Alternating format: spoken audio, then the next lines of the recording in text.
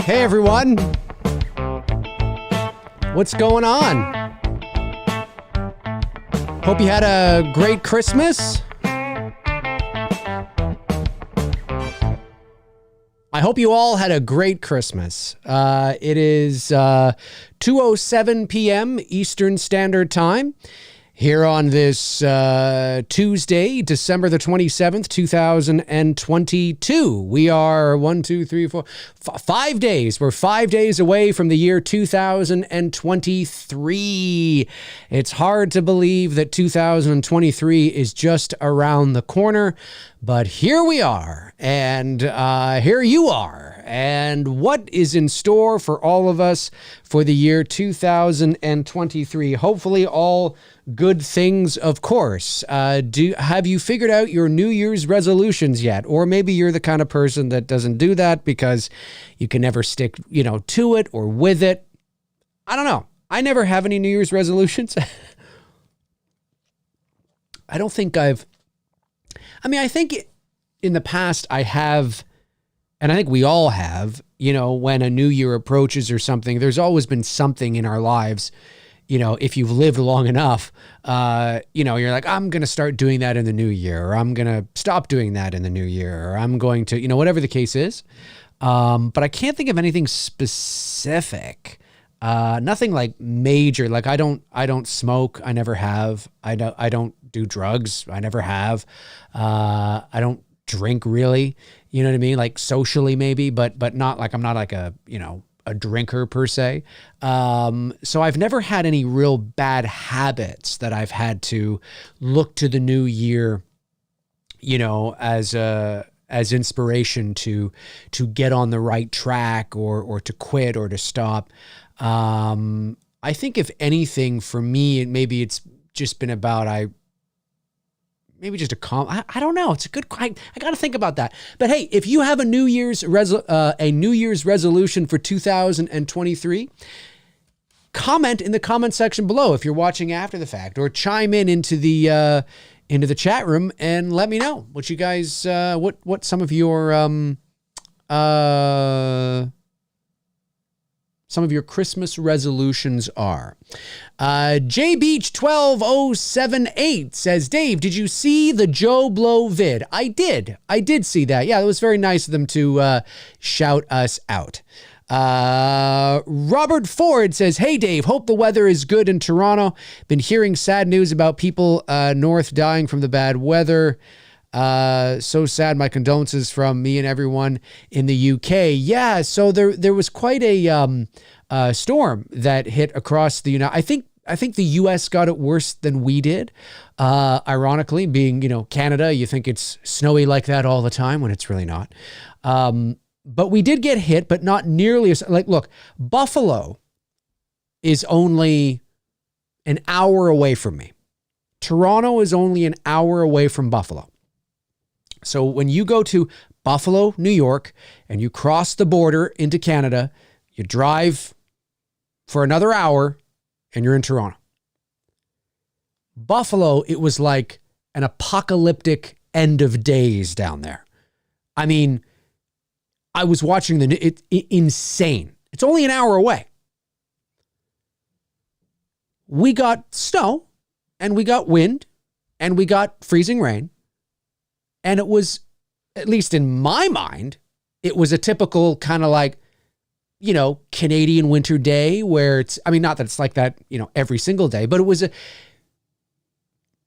I think we were very fortunate because they were like, don't go outside if you don't have to, as the wind, as the storm and the snow and the freezing rain. But we get that every winter. Like there's a few times a winter where we get the don't go outside at the freezing rain, the wind's good. You know what I'm saying? Like it was really par for the course. I went outside because I had to go to my car to get something from the trunk. And I was like, yeah, it's bad out here. And I wouldn't want to drive if I didn't have to. But it's nothing I haven't seen before. 50,000 times over. If you live in Canada, you see it all the time. You know what I mean? Or if you live in the northeast of the US or the Midwest, you tend to see what we got here in the GTA. Pretty much every winter at some point. However, oh my goodness, like some of the spots. And Buffalo, like I said, only an hour away. It was like apocalypse. It was insane. It was insane. You know what I mean? It's so weird. Just an hour away. The difference. I think now I went to college down in the Buffalo area. I went to college in Welland, Ontario, which is about, 30 minutes from Buffalo, 20 minutes from Niagara Falls, and where Buffalo, Niagara, Welland, St. Catharines, Ontario, they're all situated between Lake Ontario and Lake Erie. So here in Toronto, we get the lake effect, right? If you don't know what I'm talking about the Great Lakes, which, if you didn't know any better, from the land, they look like oceans. Like, they're that huge. For those of you that may not live near the Great Lakes, they are the largest lakes in the world, and freshwater, but they look like oceans.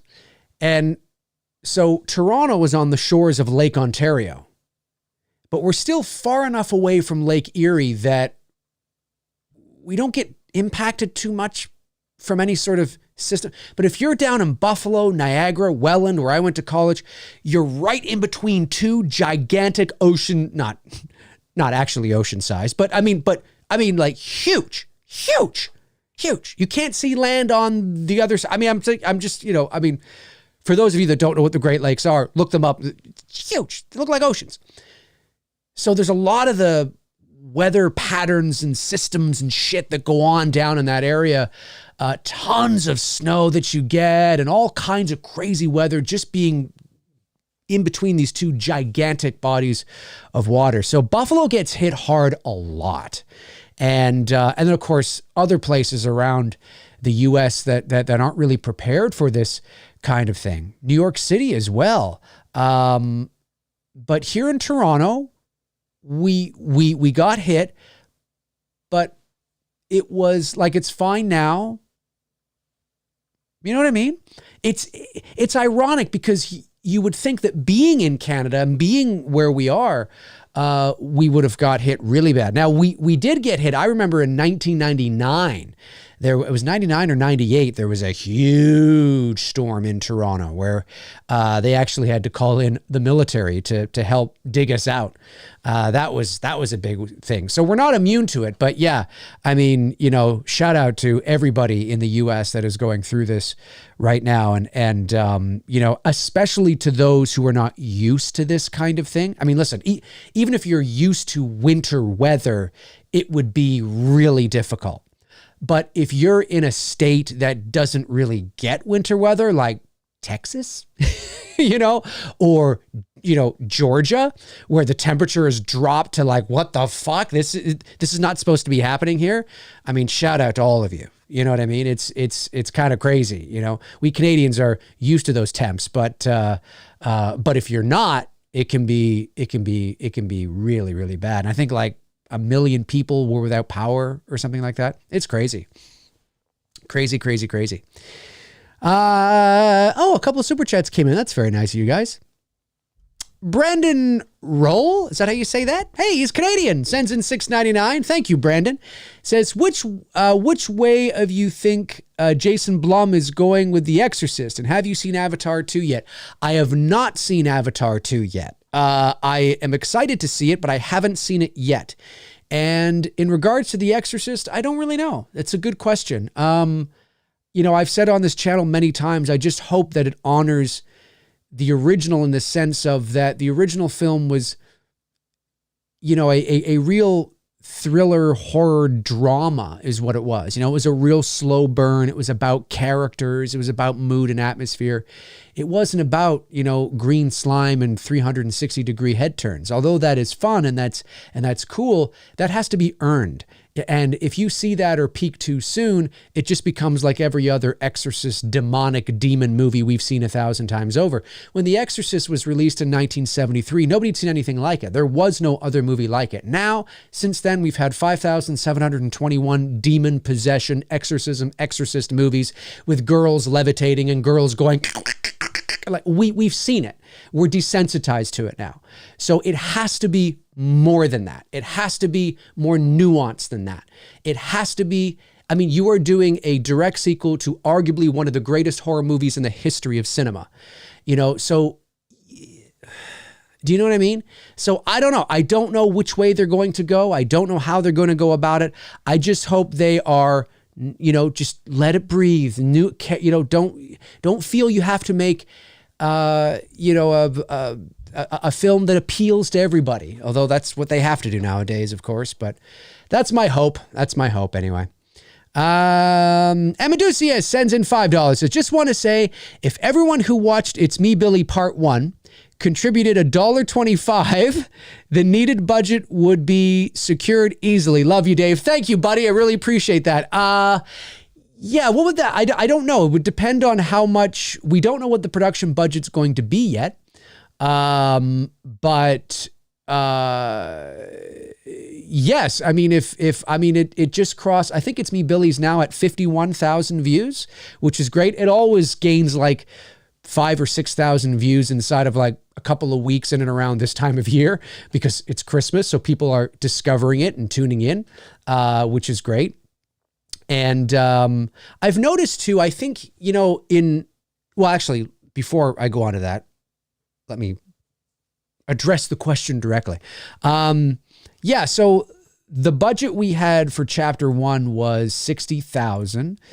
So let me just bring up the calculator. $1.25 times 60,000 is 75,000. Yeah, I mean, you know what? It's true. It's true if you think about it, right? But not everybody that watched the movie liked the movie either. You know what I'm saying? You know, It's Me, Billy's funny because I think in retrospect, I probably would not that. I mean, listen, I mean, if you don't like the movie, you don't like the movie. That's art, right? But looking at what some of the reviews have been for the film, I think not all. I mean, there are people that definitely just don't like the movie. It's just not their cup of tea. But I think for some, I think in retrospect, and I don't understand either because it clearly ends on a cliffhanger. So obviously the intention is there to continue the story. But I think for some, it felt anticlimactic and maybe unfinished, which it is, right? I mean, that's the whole point, right? Like it was the first episode, right? But we never told anybody that that's how we were approaching it because we were always under the impression that if we did that, if we told you it was going to end in the way that it did, not tell you what the reveal was, but that it was going to end kind of on a cliffhanger, we felt that that would ruin the experience of the impact because you would be expecting that then. But I've noticed some people that have watched the movie and have reached out to me or have reviewed it, you know, wherever.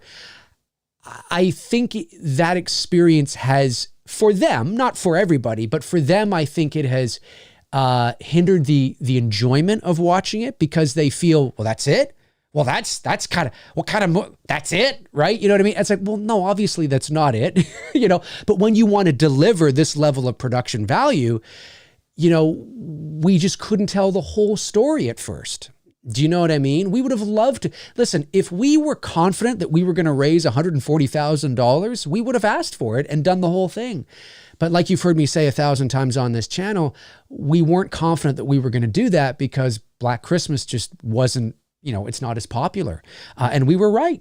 We were right. We didn't. We just barely raised 60, which was enough for the first part, right? But maybe in retrospect, I would have let more people in on that's what we were going to do.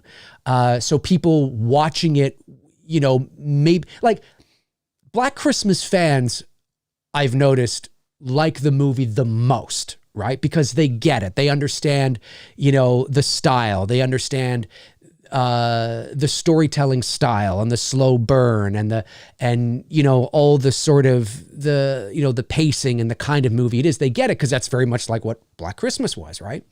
But if you're a big fan of Friday the 13th and you're expecting like a slasher movie with a lot of kills, you're probably not going to like the movie. And I've had people say, oh, there's not enough kills, not enough blood.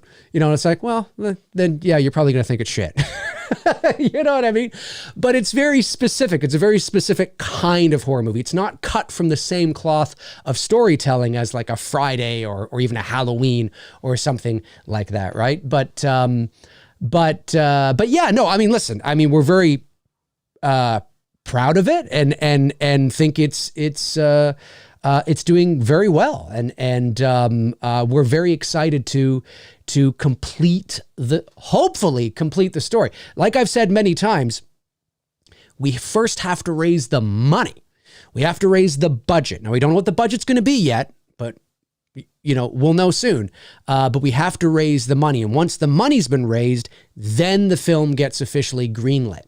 So we're counting on all of you guys again. It's we've done it once before. I do believe that we can do it again, and we'll see. We'll see what happens. But we're going to be having a Zoom call with with some of the crew and the cast early next year. Not everybody's been cast yet, but sort of our principals in terms of Victoria and Caro and Brian, just to bring everybody up to date and where we're at. The Indiegogo campaign, like I said, is going to be launched in the spring. So I'll have an exact date for you soon. And then we'll see. And hopefully everybody will come out and want to support it and see how this thing ends, because we want to show you how it ends. And I think once It's Me, Billy is, if we can, I'm going to be confident when we get the chance to do chapter 2, and once chapter 2 is online, and you see this a lot of the times with television shows that are episodic or that have installments or movies that are telling a story over 3 parts or whatever, right? You'll often find that once the rest of the story is revealed, you'll go back and you'll like the first installment more, because now you have the whole picture, right? And now it makes sense, right? And I have a feeling that when we get a chance to complete the story, for those that might have been lukewarm on the first chapter or might not have been feeling it, it may not either, but I have a feeling it may help them to appreciate it more, because now you're going to see the full arc of Sam and the full arc of the whole thing, right? So, but when you're an indie filmmaker and you're not backed by a studio and you're doing a fan film to a movie that, nobody asked for, yeah, you gotta take these things in stages. So, we appreciate everybody's patience and everybody's support as well. Like, you guys have been amazing. So, really, really cool. But yeah, no, but that is true. If every single person, if 50,000 people donated $1 or $1.50 or $1.25, we'd probably have our budget. That is true. Easier said than done, of course. Let me see here. Arthur Vega. Hey, Arthur, what's going on, my man? Sends in a very generous super chat of $20. Thanks, buddy. Says, hey, Dave, here's some money for Veda. Maybe she can get a new toy or catnip. Hope you had a Merry Christmas. Thanks, man. I really appreciate that. Yeah, Veda did get a catnip for Christmas. She was very excited about that, of course. Every Christmas she gets, and her birthday is actually, she's 9 years old now. I can't believe Veda's 9. Her birthday is actually on the 20th or the 21st or the 20th of December. So she's a winter cat, even though she's a Halloween cat because she's black. But yeah, thanks, man. I really appreciate that. And then Harry Hagen, my man, Harry Hagen says, did you see Stuckman's video of Black Christmas 06? When I first saw Black Christmas 06, I thought it was crap. Now, the more I see it, the more I like it just a little more. Well, I think I haven't. No, I haven't seen that. I think when it comes to Black Christmas 06, like, again, it depends what we're measuring, right? When we look at what the original was, like Black Christmas 06 suffers sort of, and it came out the year before, but it suffers a very similar effect as Rob Zombie's Halloween to John Carpenter's Halloween. Right.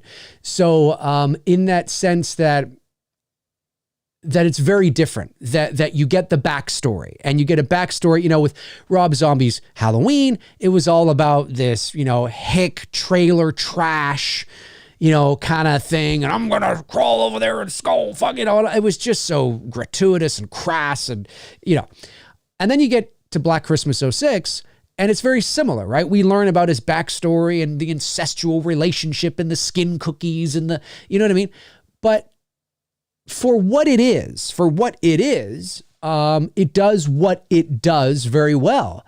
And you have to give credit where credit is due, even to Rob Zombie's Halloween, in the sense that it wasn't just a beat for beat remake of the original.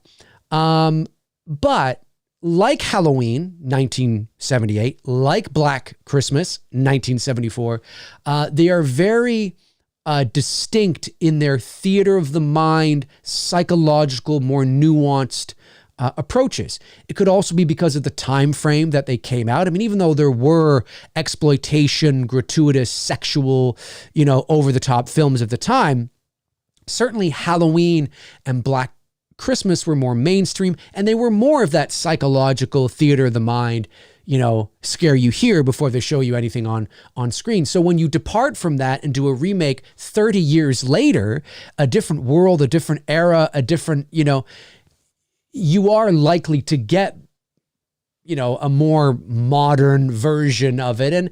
And for purists like me, or for hardcore fans, it was too much of a shift. You know what I mean? It was too much of a shift. But I can certainly understand, and I give credit where credit is due, that they took a risk, and they didn't just do the same thing over and over again, which was nice to see. I don't loathe Black Christmas '06. I mean, I agree with those that say it's watchable and it's fun to watch or whatever. But you can't compare it, because when you compare it, it fails miserably, because it is nowhere near the craftsmanship of the psychological that the original is, right? It's a different kind of horror movie. It's a slasher movie, whereas the original is not really. I mean, it would be for its time period, but it's not really today. But it's not one of my, for the same reasons that I really don't like Rob Zombie's Halloween, I don't like Black Xmas. You know what I mean? Because I think, removing the mystique and the mystery just sort of destroys anything. And ironically, it's funny, reading some of the reviews about It's Me, Billy, there's a lot of people that found that we removed the mystique of Billy as well. I mean, we've talked about this on the channel, and I disagree with that, obviously. But it goes to show you how sacred for a lot of fans, keeping Billy a complete mystery in terms of even showing his body, how important that is for a lot of fans. And as I've said many times on this channel, I don't agree with those that say you showed too much of Billy, because we didn't really show him at all. We showed you his body, right? Because we needed to progress that character forward, but you still never saw his face. You don't know anything about him. You don't know why he's there, what's going on, who is this guy. So I believe we preserved the integrity of the mystique of Billy to the best that we can do when you're doing a sequel to the original. Again, if we were just doing our own version of the first movie, well, then we would have kept Billy POV the whole time. But when you're doing a sequel, we were, presented a question: how do we continue to progress this character forward? We're doing a sequel. It's 50 years later. How do we continue to progress this character forward without revealing him? Because we need to preserve the integrity of the mystique. Well, how do we do that? Well, you know what? In the first movie, we saw his tantrum through his POV. In this movie, why don't we see his tantrum from a distance in a dimly lit attic where you see kind of this figure? Who is that? It's kind of weird, right? But we never cut in to show his face. You just see this figure in the distance. And we feel that still preserved the integrity of the mystique of this character. But you have a lot of people that can't, that's it, no, we can't, you know what I mean? Because they're so emotionally attached to that first installment, you know. And then you have people that didn't like our film just because we made it. You know what I mean? I had people reach out to me and say, I'm not making this up. I've had people reach out to me and say, I'm paraphrasing, but hey man, watched your movie, didn't like it, thought it was crap, and this is why. And they're not thinking it's crap, you know, with anything, you know, technical about the movie or the story or the acting or the, you know, anything. They just don't like it because it was made.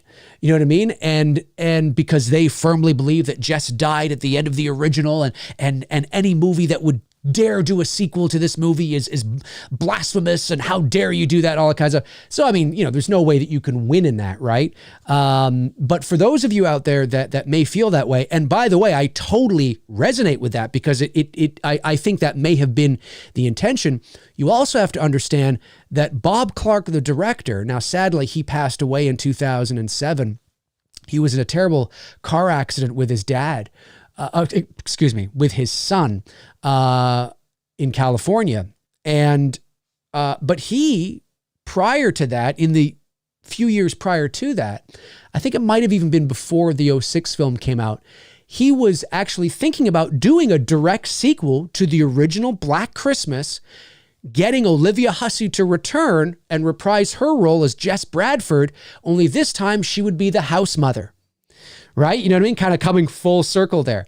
So even Bob Clark, the director of the movie, has acknowledged that, yeah, we may have said it, but even he was like, but we might go, you know what I mean? So for all of you that are, you know, maybe, you know, that's a blasphemous thing to do, even Bob Clark was thinking about doing it. So I don't think we've done anything that has disrespected the original. And now, again, I mean, I'm the co-writer, co-director, and co-producer of the film, so I understand that my views are biased, but I don't think we did anything that would have disrespected the original. And but no, I mean, you get people out there that are real. It's wild, man. It's wild. It's a lot of fun to see everybody's responses. But you know what? Hey, at the end of the day, movies are art, right? And you put it out there, and they're going to hit with some people, and they're not going to hit with others. It's the way it is. It's the way it is. But we're excited to complete the story, no doubt about it. Thank you, Harry. Appreciate that, man. I got that one. Hang on a sec. Geek Muscle sends in $5, says, hey Dave, I spent my Christmas Eve watching Black Christmas for the first time. I followed up with It's Me, Billy. Loved it. Can't wait for chapter 2. Amazing, Geek. Well, listen, we hope you'll come out and support the campaign. If you can't, at least share it. Tell all your friends about it. Try to get everybody on board. You know what I'm saying, man? That's awesome. Yeah, that's actually one of the coolest things is I've seen people say that they'll watch Black Christmas and then they'll watch It's Me, Billy. Like they consider it really the official sequel, even though it's not. And that's really cool. I think it does play well. I've yet to watch Black Christmas and then It's Me, Billy, back to back. But I've heard from people that have done that, like yourself, and have said it plays really well. Like it really does feel like it's the same universe, which is great. That's what we wanted, right? We wanted It's Me, Billy to feel like you were stepping back into that world. And again, like I said, you know, shit's about to get real now, right? Because we ended it, you know, and it's like, and now, you know, now they're trapped and they got to fight back, you know? So, yeah, it's exciting. Exciting. And I've been asked this too. Will lingering questions from the first movie be answered? I will say that yes, obviously there's a lot of questions that people have, right? Those questions will be answered, but we are still, you know, writing the story in a way that preserves the integrity of the mystique of these characters, right? So it's not like you're going to find out, oh, Billy was actually a Walmart greeter who were, you know what I mean? It's not like we're not doing that shit. But obviously there's things about the story and wait a minute. So how did she get in the, and how come they're there and how, like all that stuff, you're going to go, like it's going to be revealed. Now, that doesn't mean you're going to agree with it or you're going to like it. Like I can't guarantee that, right? But we have planned this out and we have answers for those questions, which is really exciting. And it's exciting to revisit Sam too, because people have to remember that in the first chapter, Sam was dealing with a lot. Right. She was, she just lost well, she thought she lost her grandmother, but she lost her grandmother. She's lost her mother. Right. She got denied access to that house. She's up at her, her grandmother's house at Christmas without it. She's dealing with a lot emotionally, and she's there with her friends who are trying to be supportive and she's trying to be strong. Like, when she gets that first phone call, she's like, listen, your prank calls aren't going to scare me, pal. Okay? She's trying to be strong, but deep down inside, she does feel, she's dealing with a lot, but there's that one line in the first part, when she says, I really got to start taking care of myself, Emma. I don't want to end up like her. And Emma says, you're not like her. You're strong like your grandma. Well, that's foreshadowing, right? Do you know what I'm saying? Right? You know what I mean?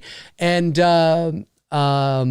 so it's fun to revisit these characters and to watch Sam go from someone who runs to now someone who has to fight back, right? That's it's a character arc, right? So, and that's not, giving anything away. I mean, that's what when you're going off to do part 2, I mean, that's what has to happen here, right? They're trapped, they're alone. Now they have to fight back. All the details of how it all comes together though, and what happens, obviously we're not going to tell you. But it's exciting to revisit these characters again and complete it. That's why we want to complete it. And that's why I think for some who may have been a little kind of, I don't know about this with the first part, I think you're probably going to like it more once you see the whole story. And I've seen that happen with like movies, right? Where you'll watch like the first, film in a series and you're like, oh, I don't know. And then you watch a second one and you're like, oh, that makes that one so much better. You know what I mean? Because you start to get stuff. And even like episodes of TV, right? Happens all the time. We would have loved to have shot the whole thing at once. We just didn't have the money to do it. Harry Hagen, my man, follow us up with another $5. Says Damien Chazelle. Damien Chazelle is getting slammed for Babylon and the studio giving him too much creative control. When do you think a director needs to be reeled in? I don't know. I mean, listen, I've never worked at that level. Obviously, I've never made a studio picture. I would love to, hopefully one day, right? That's what these indie shorts are for, is for our portfolios and to build upon, right? Oh, the ring came off of it. I start choking live on air. I don't know, because it's such a battle between, the studios and the artists. A lot of the times the studios, they're not making decisions that is in the best interest of the product in terms of the story or the art. They're always, and rightly so, I get it. They're thinking about it from a financial standpoint, right? Like, for example, speaking of It's Me, Billy. So obviously there's the scene in chapter 1 where we're introduced to Billy in the attic and it's like, oh my God, why is he there? How does it, you know what I mean? Holy shit, that's him. We're seeing him from a perspective we haven't seen before. If this was a studio picture, now Bruce and I made the decision, we're going to show Billy from a perspective the audience has never seen him from before. But we're not going to show his face. We're going to show his eye. We're not going to show his face. Okay. So there we're introduced to, holy shit, who's that guy? Long hair, right? We imagined who would this guy be 50 years later? He's never gotten help. His mental decay has just continued to fucking just, you know what I'm saying? So there he is, We didn't show his face. And that's important to the story. It's important to the character. It's important to the canonical connective tissue to the original. It's keeping it cohesive. It's important. We would all agree, right? We would all agree. Do not show. It's important. It's important. Studio sees our film. You know what would be really cool right here? What? If you cut in to show his face, and his face is all as he's playing with that doll. No, but we don't want to do that, though. You see, Bob, we don't want to do that because of this, and this, and it's to the original. This. No, I know, but the fans are going to love it. No, I don't know if they're... No, but I know we need to see him. Do you know what I mean? Like, that kind of shit happens all the time. They're not thinking about what the fans want. They're not thinking about how it connects to the original and how it's canonically connected to the character and how it makes sense to not show the character's face. They're not thinking about that. They're just thinking, the fans would think about it. It's a pop, right? It's a pop that they think is going to really be like, boom, It's tough. And then at the end of the day, depending on who you are and what your contract, if it was me, I'd have no say. I have no pull. Who the fuck am I? I'm nobody. I would have absolutely no say whatsoever. If I'm Scorsese or Spielberg or Christopher Nolan, well, James Cameron, maybe that's a bit of a different story, right? So I don't know. I don't know what the right thing is. I think if you are a new director, and I'm not familiar with his work, but if you are a new director that still is building up their portfolio, then there's only so much creative control that you're going to have. That's just the nature of, there's too much money at stake. It's millions and millions of dollars.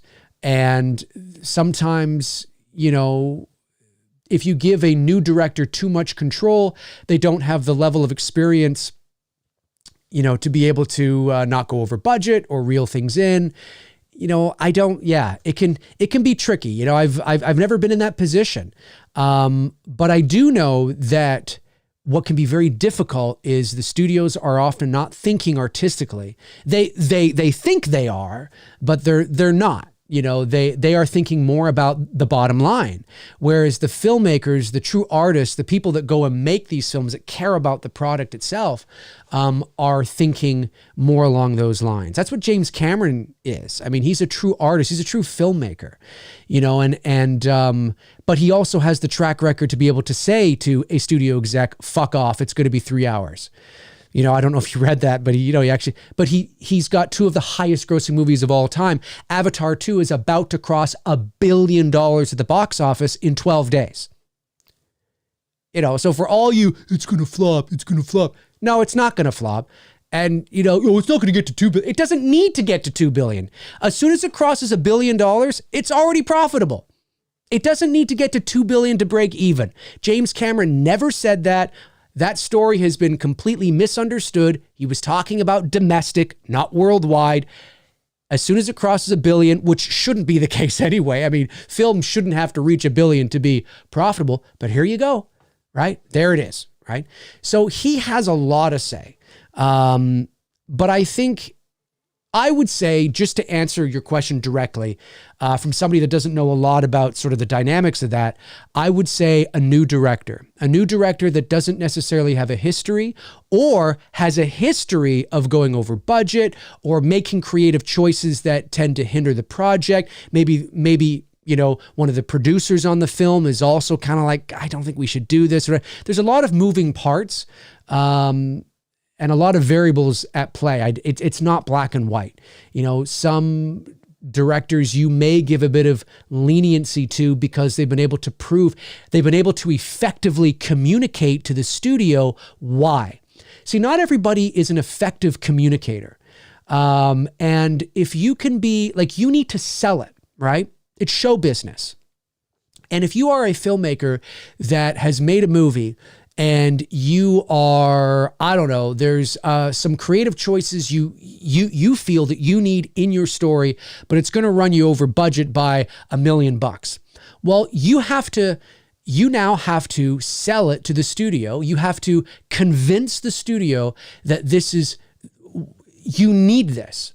And if you are an effective communicator and really good at selling the why, it doesn't mean you're going to win all the time.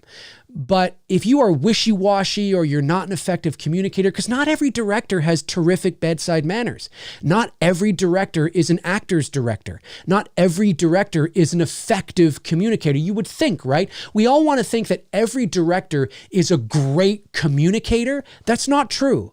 That's not true. There are lots of directors that are terrible communicators. They know what they want, but they don't necessarily know how to articulate that to the crew or to the actors or to the studio.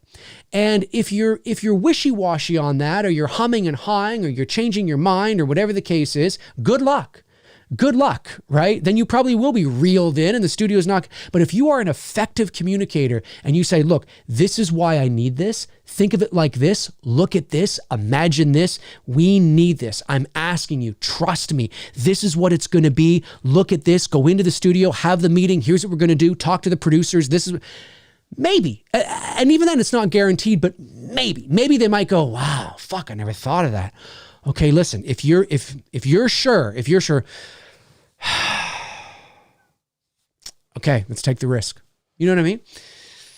Sometimes that does happen, but yeah, there's many different variables in why a director would be reeled in.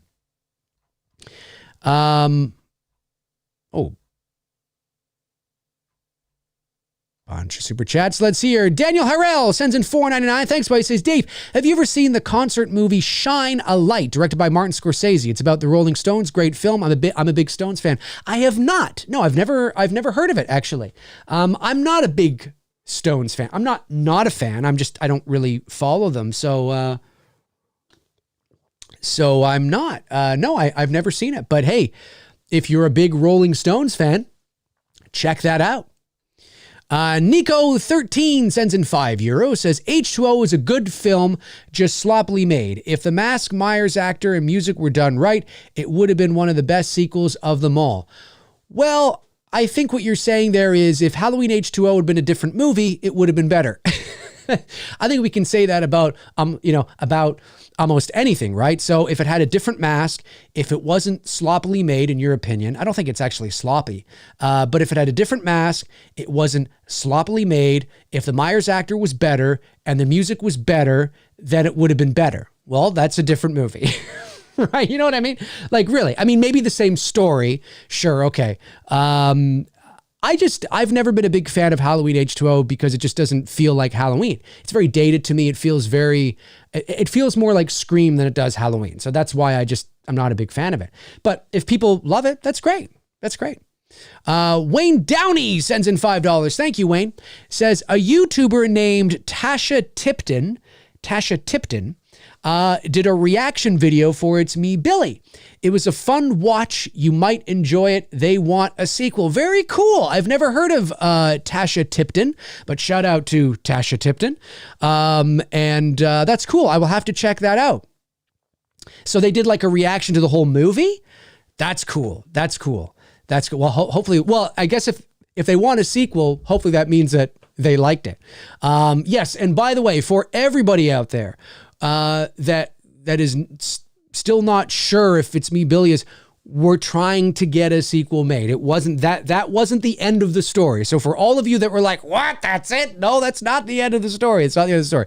But I do understand that on its own, if you don't know me, you don't follow the channel, you could watch that and be like, well, this was good, but I totally get it. But you got to think of it like a series, right? Like a mini series, right? A 2-part, kind of thing. That's how you have to think of it. So fingers crossed, if you guys all come out again, donate. Hey, if we get 50,000 people donating $1.25, we'll have the budget. We'll have the budget to make the movie. So I believe in all of you. And once the Indiegogo campaign is launched, I will also do a live stream where I am going over the perks like I did for the first one. And there's going to be like all different kinds of tiers and perks and all that kind of stuff as well. And something to keep in mind too, I've said this before, but it's very important, keep in mind that because not everybody does, if you're somebody that wants to help out the campaign, you have some cash that, is burning a hole in your pocket or something, or you got a bonus or, whatever, right? You got some extra dough and you want to toss it towards the campaign, but either A, you've already picked up a t-shirt or a Blu-ray or a poster or what have you, and you don't really want to pick up another one. You don't have to. You can donate to the campaign as well. So there is a like a button or like a section on the campaign page that will say donate here, and you can just donate. You don't have to pick up a perk. You can just donate. So if you have like an extra $25 or $50 or whatever, and you want to throw it to the campaign, you can, and you don't have to pick up like, another perk, right? Cause sometimes people are like, well, I want to help out, but I've already gotten like all the perks I want. I don't want like 5 Blu-rays. You know what I mean? So you don't have to, you can just donate, which is a nice thing. That's a cool option. And then you have those as well who aren't really into perks. I mean, maybe they don't really want a Blu-ray, or they don't want a t-shirt, or they don't want a hoodie or a poster, but they want to help. You can donate, right? We had quite a few people actually just donate to the campaign as well. And we had people that picked up perks, but that also donated as well. So always keep that in mind. Always keep that in the back of your head that, that if you have an extra, couple of bucks lying around, you can still put it towards the campaign without having to, get another perk. So, but thank you for that, Wayne. I will check out Tasha Tipton's video on that. That's cool. That's really cool. Wayne Downey follows up with another $5, says, I put the Indiegogo trailer in their comment section. Oh, cool. Thanks, man. I appreciate that. Thank you so much. I really appreciate that. Super chat from Lou sends in $4.99, says, hey Dave, how's it going? Going pretty good. I know Halloween is over, but why did the Halloween David Gordon Green trilogy kind of fail? Like what happened? Thank you, Dave. Well, it didn't fit. Well, it depends on what you define as fail. Commercially, it was hugely successful. I think it was close to $500 million between the 3 films. So commercially, it was a gigantic success. Gigantic success. With the fans, with Halloween fans, and with the public, it was mixed. So I think it was just really that second installment, and I've talked about this on my channel many times. I just think that the story, the pacing, the acting, the structure of that second chapter, I think is what did it in. I think the first film, even though I'm lukewarm on the first film, I do think it's the best in the trilogy. And I think it's a competently made, well done film. It's, it's fine. But the second chapter, I wasn't a fan of really at all. And then part 3, Halloween Ends, was extremely disappointing to me because I actually really liked the Corey story, just for me, not in a Halloween, not in the third installment in this trilogy. I think it would have worked better as a standalone anthology piece. That's my opinion. So, I actually, I often say to people, I actually kind of liked Halloween Ends until Michael Myers showed up. You know what I mean? It's kind of like, we don't even need you here. It was far more interesting without you, and so it was really disappointing for me. I know there's lots of people that really liked it. Lots of people really hated it. I didn't hate it, but I certainly didn't like it. So, I just think it was a mixed bag of expectations and creative choices and, all that kind of stuff. Andrew Garib sends in $5 and says, great to see you, Dave. Love your channel, man. What is your most anticipated horror film of 2023? 2023. That's a good question. I don't know. Most anticipated horror movie of 2023. I don't know. What horror movies? I know there's Scream that's coming out. What other horror movies?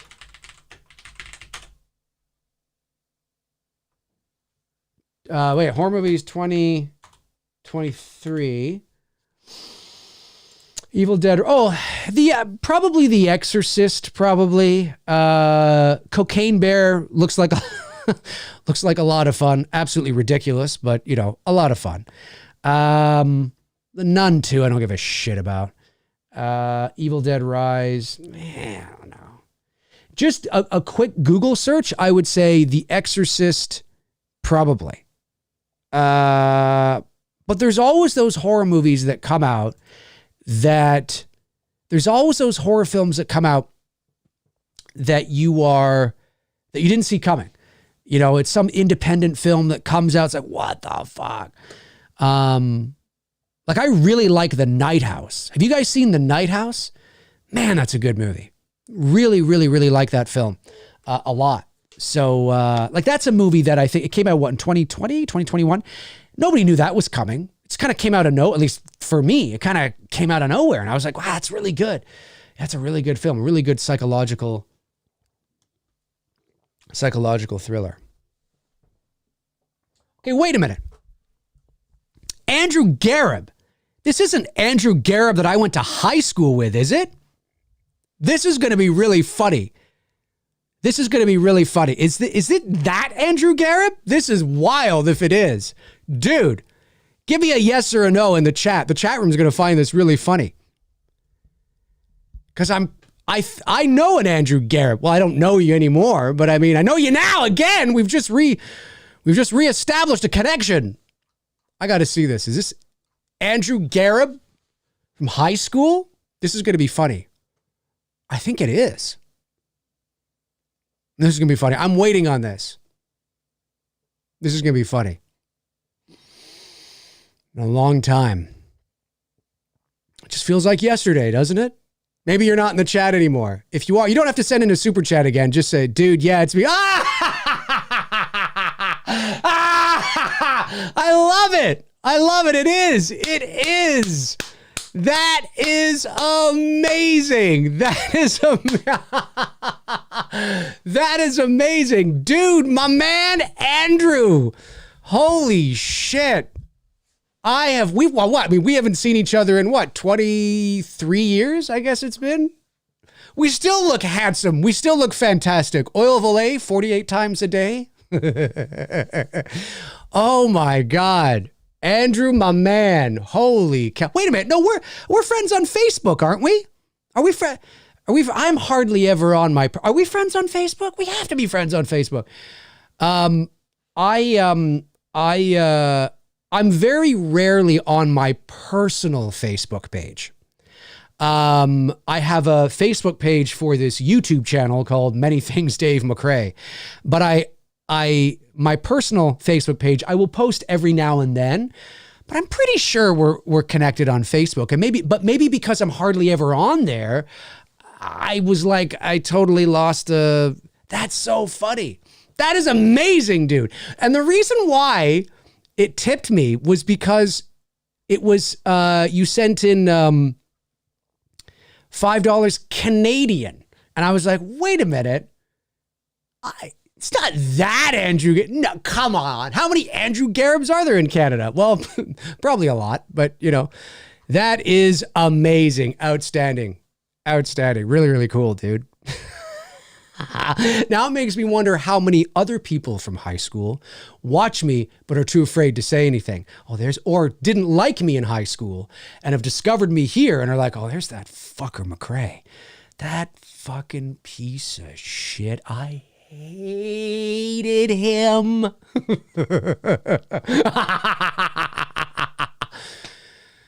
Anyway, let's get these other super chats here.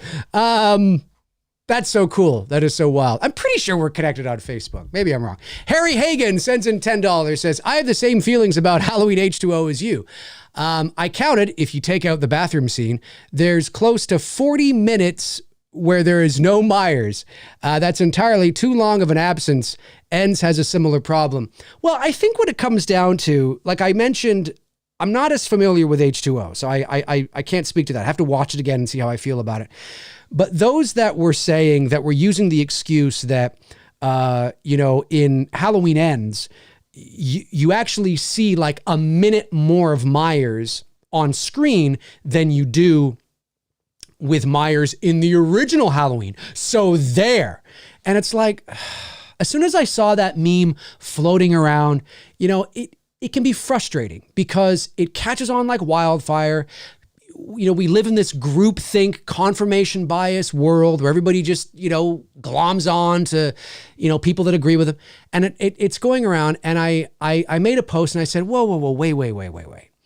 It's not, listen, it can depend, but it's not just about the screen time. It's about the focus of the narrative. It's about the focus of the story. Yes, and I haven't timed it myself. Maybe Myers in Halloween Ends was on screen for like a minute more. Okay, let's say that's true. I'm not saying it's not. I don't know. I haven't timed it myself. But the focus of the story of Halloween Ends really had nothing to do with Myers. Now, you'll have Halloween Ends, fans will say, well, it had everything to do with Myers because I get on the peripheral. I get that. But the focus of the story was on Corey Cunningham. And whereas the focus of the original Halloween was all about Myers. When he wasn't on screen, they were tracking him down. He was hiding behind a bush. They were, all this kind of stuff, right? It was all about Myers. So even when he wasn't on screen, you felt his presence, right? Because the focus of the story was about him. It was about Michael Myers' escape. The story of Halloween Ends was about Corey Cunningham and what he's been dealing with and his downfall, and Myers wasn't really there in terms of the focus of the narrative, right? We're talking about the main focus of the actual sort of main plot. That's what it comes down to. It's not about screen time, okay? And I said, the shark in Jaws, the original Jaws, the shark in Jaws, you do not see on screen until I think like in full force when he first comes out of the water. I think you're going to need a bigger boat kind of thing, right? I think that's like, what is it, like 80 minutes into the movie or something? And you only ever see the shark on screen for 4 minutes. This is an actual fact. You can look this up. It's an actual statistic, the original Jaws. But we would all agree that despite the fact that you see the shark way more in Jaws 3 and 4, nobody's going to deny that Jaws 1 is the superior film, right? So it's not about screen time. It's about how you utilize the characters, where the focus of the story is, where the emphasis, of the narrative is, where the nuances and all that kind of stuff. It's a whole package. You know what I'm saying? So just making a blanket statement like, well, you see Myers more in Ends than you do in 1978. Okay, but that's too much of a blanket statement. There's far too many variables in there that need to be addressed than just to say that. But of course, it makes a great headline. Harry Hagen follows another $10. Thanks, man. I really appreciate that. Says, I know this is super geeky, but when Laurie is walking towards Lindsay's house, I believe Myers is outside because when she enters the kitchen, there's no rake. When she's running away, there's a rake. I know this is super geeky, but when Laurie is walking towards Lindsay's house, I believe Myers is outside. So when she leaves and then at the end of the movie, Laurie's theme is playing. She's walking across the street. I don't know if I ever noticed that before. That's really cool. Well, hey, you know what? Dude, in your own mind, if that's the way it is, then that's the way it is. That's the way it is, right? I never noticed that before. The next time I watch Halloween, I will have to pay attention to that. That's I love that kind of stuff. We're noticing like new kind of things all the time. You know what I mean? Okay, I think I got all the super chats. I think I did. Let me just go back here. Make sure I'm not missing anything else.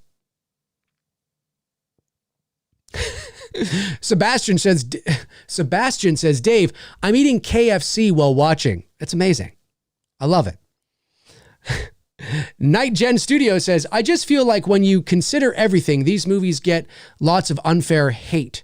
They criticized for things that are excused in the other sequels. There's lots of love put into this trilogy. I would agree with that. I would like to think, though, that, and I can't speak for anybody else, and that doesn't mean you have to agree with me on my assessment on Halloween 18 Kills or Ends, but I would like to think that I have been very fair. One of the things that I try to do on this channel all the time, and if you've watched me for any length of time, you know this, is I'm not somebody that is about headlines. So I'm not somebody that will, watch a movie and then my thought on it is, it's shit. That's not a review. I'm sorry to say this, but that's not a review. It's not a review of a movie. Didn't like it. Okay, well, that tells me you didn't like it. But if you can't compartmentalize your thoughts and articulate why you didn't like it beyond it's shit, then I can't take you seriously. Those that can actually break down what they didn't like, why they didn't like it, maybe why it didn't work for them, I appreciate it. I always like, even with, my own shit, right? I've had people say to me, I thought Billy was shit. I'm like, okay, well, that doesn't affect me. I don't care. I mean, okay. Okay. That doesn't tell me anything, right? Well, why? I just thought it was shit. It's like, okay, fine. You thought it was shit, But then there are people like, wow, you know what? It didn't work for me because I thought maybe you showed a little too much of Billy here. I didn't like this, they break it down. I thought maybe you could have done this. And I'm like, oh, I kind of see that. I kind of see that. You know what I mean? Like, and that's more fun, right? Because then it shows that they've really thought about it. I may disagree with them. I may go, well, no, I see what you're saying, but I disagree, and here's why, right? You know what I'm saying? And then we can, we can have that discussion. But when it comes to people just saying things are just, shit, and all that kind of stuff, and it's so hard to take seriously. So anybody that says the trilogy is shit and they don't expand beyond that, I wouldn't even bother listening to them, because they either are just following the buzz of what they're told to think and they don't have an original thought at all, or they're just a troll. But I've tried to do my best on this channel to, say, hey, I wasn't a big fan of Halloween Kills. Didn't really like it. Here's why. Here's what didn't work. Here's what worked for me. Here's what didn't work for me. I always try to be fair, and a lot of the times it can come down to a difference in creative choices, right? A difference in a creative decision. Look, like I said at the top of the show, there were people that gave It's Me, Billy a bad review simply because the movie was made. I mean, because they firmly believe that Jess died at the end of the original film and there's no exception. So the fact that it was even made, they just, that's a shit. You know what I mean?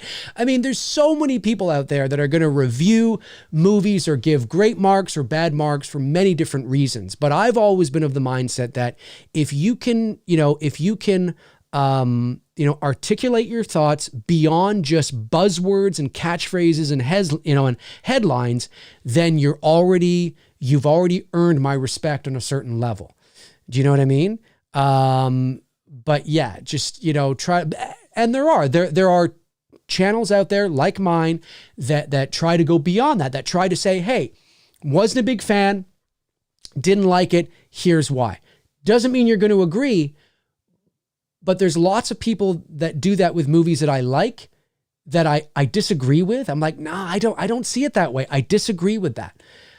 But I respect that they're at least able to break it down of what they didn't like. You know what I mean? That's important. That doesn't mean, it's art, right? Unless there is a glaring objective plot hole that doesn't actually make sense to the story or to any of the motivations and the decisions. Well, okay, that might be a bit different. But in terms of just, how you felt about the movie or what worked for you and what didn't, at the end of the day, it's somebody's personal preference, right? At the end of the day. Whether you like, there's that saying that all film is subjective. Yes, that's true to a point.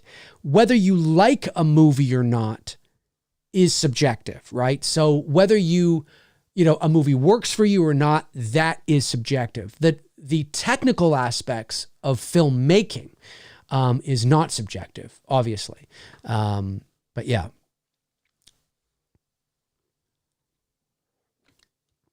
Okay, I think I got all the super chats.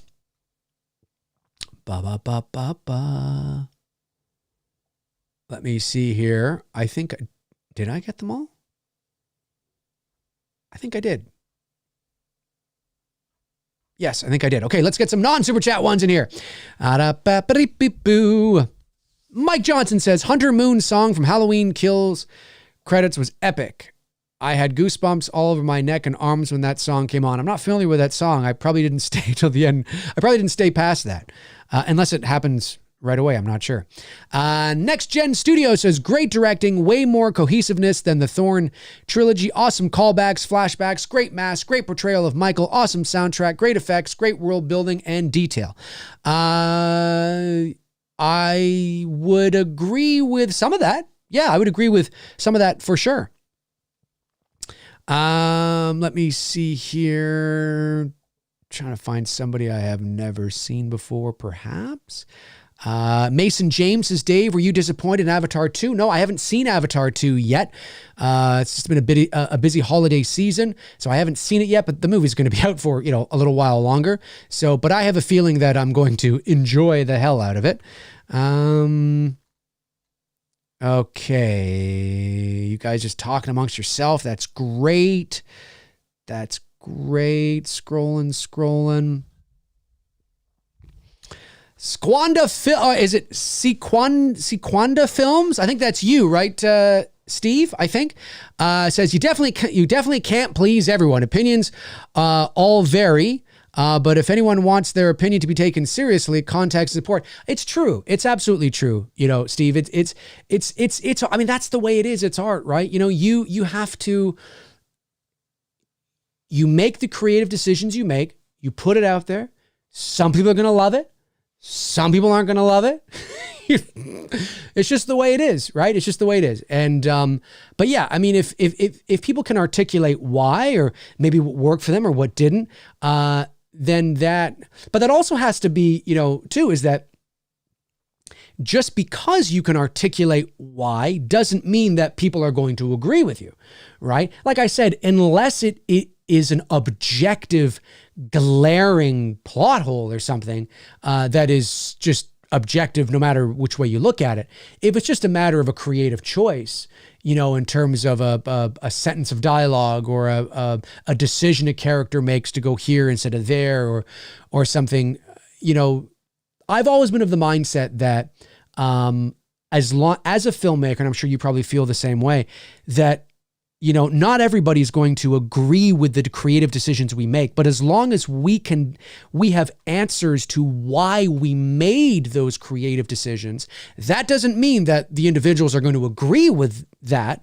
But as long as the filmmaker, it is our job to say, I understand what you're saying, but here's why we did that, right? Like, for example, in It's Me, Billy, right? Some people thought, saw Billy too much. Well, we're able to say, well, okay, fair, but here's why we made that. That doesn't mean that it's going to change their mind, but it does mean that it was thought out. Like everything we did in, chapter 1 was carefully thought out. The decisions the characters were making, the way the characters were behaving, all that kind of stuff, right? It was created that way on purpose because we're heading somewhere, right? You know what I mean? And but at the same time, not everybody's going to like what you do, but it's so important that a director or filmmaker never goes, I don't know. I didn't really think about it. It's like, that's not good. That's not good. You know what I mean? But it's art. It's art, right? Not everybody's going to like what you do. Not everybody's going to like the creative choices you make. There are going to be people that are going to love my Freddy Krueger, and there are going to be people that hate my Freddy Krueger. And how do I know that? Because it's the internet, and because I know that, and you always hope that more people like it than don't, but that's just the way it is. That's just the way it is. You know what I mean? And most of the time the hate's coming from people that don't know their ass from their elbow. And, you know, it's like, I mean, like real hate. It's fucking shit. Thanks. Thanks a lot. No, it's just shit. This is dog shit. Fucking hate this shit. It was shit. That's it. That's it.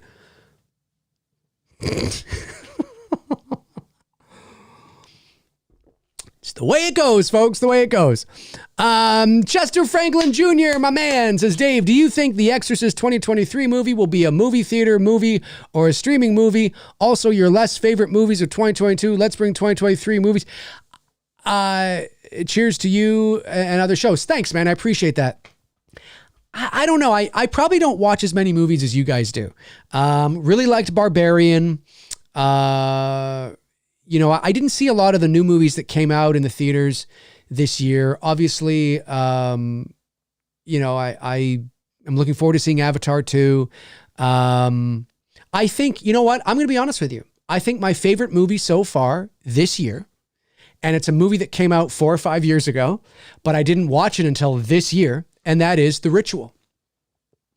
I fucking love that movie. I love that movie. That is such a great psychological thriller, such a great psychological horror movie. Another movie that I just recently watched that came out a couple years ago is called The Vanishing, or The Vanished. The Vanish or The Vanishing. Gerard Butler, these 3 lighthouse keepers based on a true story back in like the 1900s, and they disappeared. Another great psychological thriller. Again, it's a movie that is a couple years old, but I didn't get to watching it until now. So some of my favorite movies I've watched this year have not been 2022 movies. They've been movies that are a couple years old, but I just didn't get a chance to watch them until now. But guys, if you haven't seen The Ritual, I fucking loved The Ritual. There is not and I think it's largely because every creative choice that the story made, that every direction the story went in, how nuanced it was, the slow burn, the atmosphere, building to that epic sort of, you know, crescendo at the end. I just was like, oh yes. Like I love it. I love it. The Ritual. Fucking love that movie. Love that movie.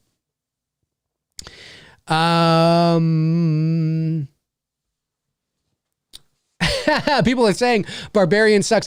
I didn't hate Barbarian. I actually liked Barbarian, but like X, I didn't think it was nearly as good as the praise it was getting. I thought X was fine. I liked it. It was fine. I thought Barbarian was good. I think I might have maybe liked Barbarian a little bit more because of the psychological aspect. But I actually would have preferred if Barbarian was maybe just, there was no Justin Long, there was no social commentary.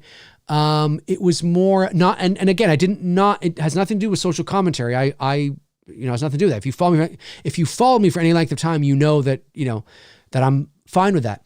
But I actually would have preferred if just to build the movie around Skarsgård and this woman and just continue to build like a 90-minute thriller around whether or not this guy is really just a innocent, sweet guy or not. And you just continue to build a 90-minute thriller around that. And it's just the two of them. It's just, there's nobody else in the movie. It's just the two of them. Or maybe there are supporting casts in terms of like, she's got to go into the city for her job interview and all that kind of stuff. Okay, fine. Like there's things like that. But in terms of like at the house, and she gets back to the house, he's not there. She discovers something weird about him. Like maybe she discovers his wallet there, and I don't know, there's something weird. But he always has an excuse, and it's an excuse that's totally believable. And you believe him. You absolutely believe him. And you just build this thriller around, is he or isn't he? Is he or isn't he? Like very much like how the first 10 minutes of the movie were, right? The first 15 minutes of that movie was like, is he or isn't he? Is he or isn't he, right? I wanted to see 90 minutes of that. I wanted to see 90 minutes of that. That's what I wanted to see. I didn't hate Barbarian. I thought it was cool. And you could still have like this weird doorway that goes into still have that goes into the depths. It's like, where are we fucking going? Do you know what I mean? But maybe you construct and build the story a little differently. around sort of like maybe that doesn't happen till like the beginning of the third act. And when you begin to discover that there really is more to him, maybe he's not a human. Maybe he's like this weird creature alien thing or something. I don't know. It's like, what the fuck? But you never saw it coming because it was he seemed so human and all that kind of stuff. If I was making the movie, if I was writing the story, again, I'm very much a linear storyteller. Maybe it's a little old school for some. I don't know. But I very much appreciate the old school style of filmmaking and storytelling. I think, especially when it comes to horror, I think it's way better. Now, you can have old school techniques that are often used in modern films, like obviously the first Insidious film, the Conjuring movie. There was a lot of old school kind of techniques that were used, which I think elevated those films beyond just being a standard, modern horror movie. And I really appreciate that kind of stuff. And so if it were me, I could see myself telling a 90-minute story about these two characters and this one guy and just continue to convince the audience there's nothing wrong with this guy. And that's why it works, because the audience is going to know, no, there's got to be something wrong. But our job as storytellers and filmmakers is to convince the audience that there is nothing wrong. And just when you think there's something wrong, you switch it back and the audience is like, oh, okay, maybe there isn't nothing wrong. And it's this cat and mouse thing back and forth of is he, isn't he, is he? And then of course, by the third act, you reveal that, holy shit, there actually is something wrong with him and shit hits the fan and she's got to go up against him or, whatever, right? That's what I would have done with Barbarian. And I would have axed, Long's character and the subplot of that and that whole shit. All that, I would have axed it. If it were up to me. But I didn't hate it. But yeah, what movies did I see this year? I saw, Jesus. 2022 movies. Okay, 2022 movies. Haven't seen Smile yet. Haven't seen Violent Night yet. Halloween Ends. Obviously, I didn't really like that at all. Terrifier 2. Again, not my kind of horror movie, but props, and my hat goes off to the filmmakers because I respect the hustle. I mean, they're indie filmmakers as well. I respect the hustle. He created a brand. He created a character. A lot of people loved it. If I was, and I say this as no disrespect, and I think Damien Leone would understand exactly what I'm kind of saying.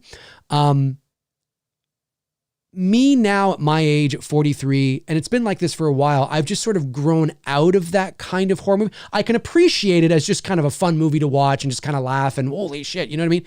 But it's not a movie that I could see myself revisiting on a regular basis or buying. It's just not my kind of horror movie anymore. But if I was like 17 or 18, and I say that as a no disrespect, I say that as where I was at that age, because it is a movie that teenagers would fucking love. It's off the wall, bonkers shit. You get together with your friends and you're just like, whoa, fucking shit, whoa. You know what I mean? If this had come out when I was 17, I would have been like, oh, my friends and I would have been going to see Terrifier like 30 times. You know what I mean? It's, but now I think I've matured. Where I'm a little, and I'm not saying that the film is immature, it's just different styles of horror, right? And so I can appreciate it. I appreciate the hustle. The success could not have happened to a better bunch of guys. Sincerely, I mean that. But for me, Terrifier, just not my kind of horror. But certainly a lot of people love it, and it's definitely the kind of horror for a lot of people, for sure.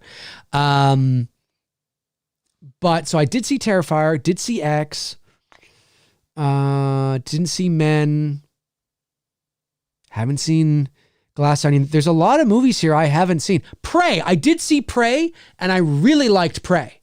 I really liked Prey a lot, actually. I saw The Lost City with Sandra Bullock and Channing Tatum. I like that. My girlfriend and I watched that. I liked that a lot. It was kind of cute. It was fun. Scream. Obviously, I saw Scream. I thought it was fine. I thought it was serviceable. It's a Scream movie. Haven't seen Pearl yet. Watcher. I got to watch Watcher. I've been wanting to watch Watcher. I've got to watch that. Texas Chainsaw was, well, you know, it was what it was. I did see Samaritan. You know, it's always fun to see Sly doing his Sly stuff. Haven't seen Nope. Still got to watch that.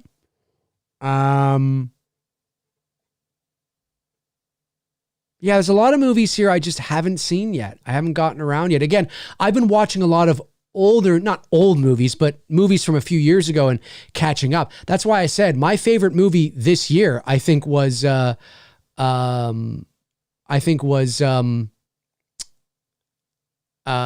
Ritual. The Ritual. Let's see here. Brandon Collins says, I'm 44 and loved it. Oh, yeah, for sure. And there are people that are in their 60s that love it. I'm just speaking about myself, right? That if, for me, as I've gotten older, my tastes have changed to what I seek out and what I desire and what I need as a horror fan. Do you know what I mean? But there's lots of people that seek out and desire that and want it, right? I don't think it's a bad movie. I think it's really, really well made. I think the effects are great. But it's just not my kind of horror movie. Do you know what I mean? Like at the end of the day, the exploitation splatter films, because that's really what Terrifier is, or as, you know, what's his face there? Mike Flanagan, I think his name is, said the mega slasher. I could see that catching on, but really it's a splatter film. And I don't say that as a detract, like as a negative. There is such thing as a splatter film, and that's what Terrifier 2 really is. And I'm, you guys know me, I'm just not really into that, right? So for me, but I totally can appreciate it for what it is, and I'm just thrilled for their success and thrilled that so many of their fans loved it, because the last thing you would want is it to come out and so many of the fans hated it, right? I mean, you know what I mean? So kudos to them, man, and we'll fingers crossed for Terrifier 3. All right, I don't think I've missed any super chats, right? The last super chat that came in was a little bit ago. Yes, it was Harry Hagen, the super geeky one. I think I got that one. I don't think I'm missing any, as far as I know, which is good. But yeah, The Ritual, I would say, is my favorite movie I've seen this year. Alex Schembach says, Dave, I've always wanted your take on voice acting gigs going to A-list celebrities lately, rather than trained voice actors, especially for movies. Happy New Year to you. Great question. So, yes, this is obviously something I can speak to with authority. This is nothing new, by the way. This has been happening for quite a few decades now. Really, I think one of the big catalysts that started this was Robin Williams as the genie in Aladdin. But Robin Williams is a tremendous performer, right? Just because you're an on-camera actor doesn't mean that you can bring that to voice acting. Now, voice acting is acting.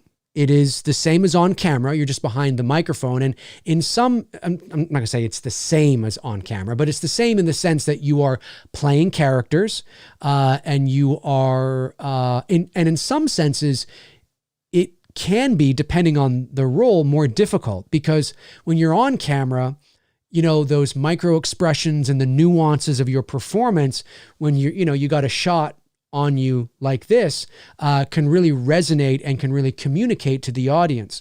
When you're behind a microphone, those nuances and idiosyncrasies have to come through in your performance. So in a lot of cases, it can be quite difficult. And not every on-camera actor is a great voice actor. Now, thankfully, over the years, they have,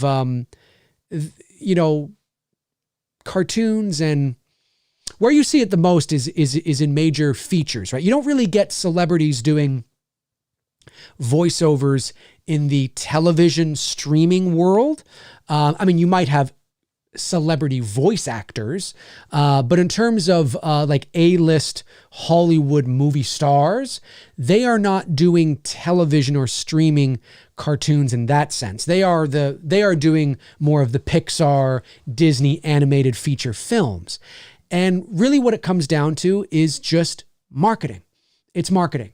It is business. They are a name. They are a brand unto them, to themselves. And so when you see an animated feature that's being, is coming out from Pixar that stars, Dwayne Johnson and stars, I don't know, I'm trying to think of, Zac Efron and Reese Witherspoon. And those are names. Those are recognizable names that they are using. And listen, the celebrities know this. They're not dumb, but that doesn't mean that they can't, do well behind the microphone. But it is unfortunate because there are a lot of performances, not all of them. Like I said, you get a Robin Williams behind the mic and it's like, you know what I mean? But he was also a tremendous voice actor.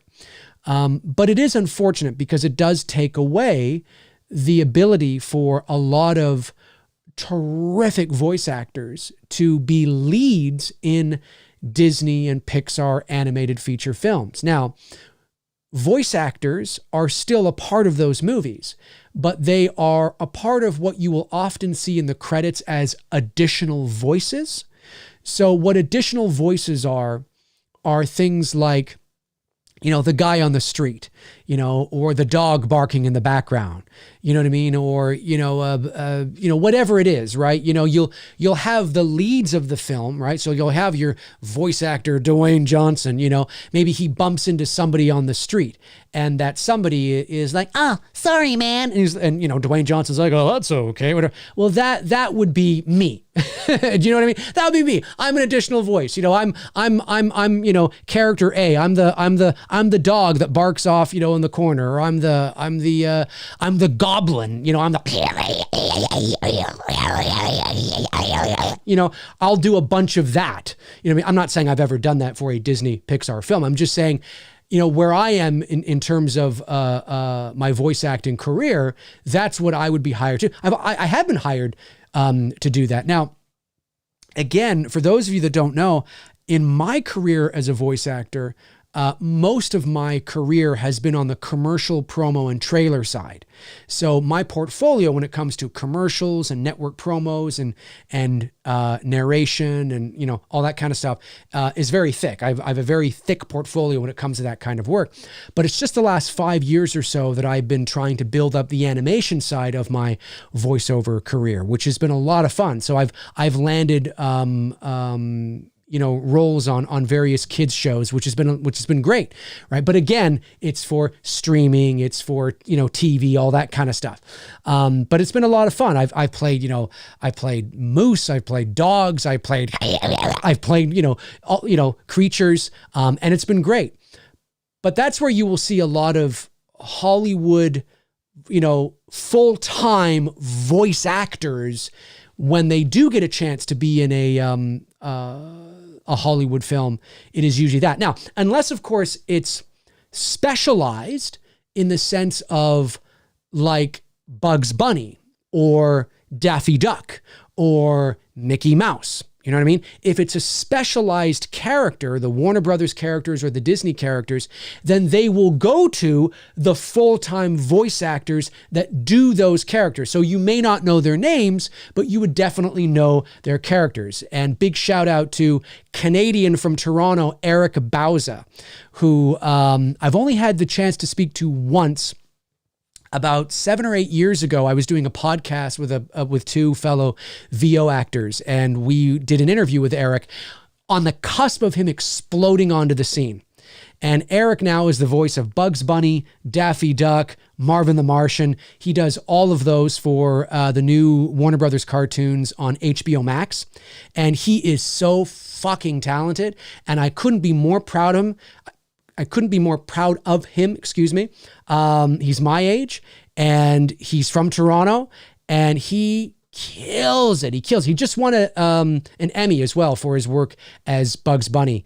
And I couldn't be more proud of him. So if it's specialized in that sense, right? Like, you know, the Warner Brothers cartoons or the Disney cartoons where, you know, Mickey Mouse, Minnie, Goofy, all that, then if it is a feature film like Looney Tunes, right? Or not Looney Tunes, Space Jam, right?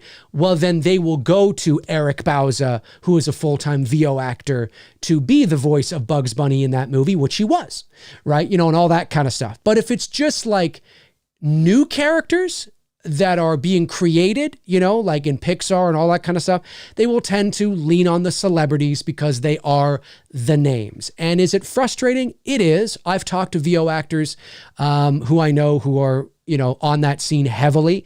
And it is. It's always been unfortunate because there have been movies that where we believe that the performance has suffered because it's Dwayne Johnson, right? And as charismatic as he is, he's not a voice actor. Or as charismatic as, you know, Reese Witherspoon is, she's not a voice actor. And, you know, what, but at the same time, that's also not to say that there aren't A-list celebrities that don't do a great job, right? It's very nuanced. There's a lot of, you know, a lot of variables. But yeah, it is unfortunate that the professional voice actors that understand character, that understand nuance, that understand how to bring characters to life behind a microphone are not the ones that are hired on the regular basis for these major studio films. But we know why. We know why. Name recognition. Name recognition. So it is unfortunate, but it is what it is. Will it change? Probably not. Probably not. Hopefully that answered your question. Let me see here. Okay. I think, was that a super chat question or was that not a super chat question? I don't think it was, but a super chat question just came in from Chris Snyder. Chris Snyder, ladies and gentlemen, sends in $5. Thank you, Chris. And Chris says, I've been trying to get caught up on some movies before the year is out. Finally watched Watcher the other day. It's incredible. It's right up your alley. Thank you so much, Chris, for the recommendation.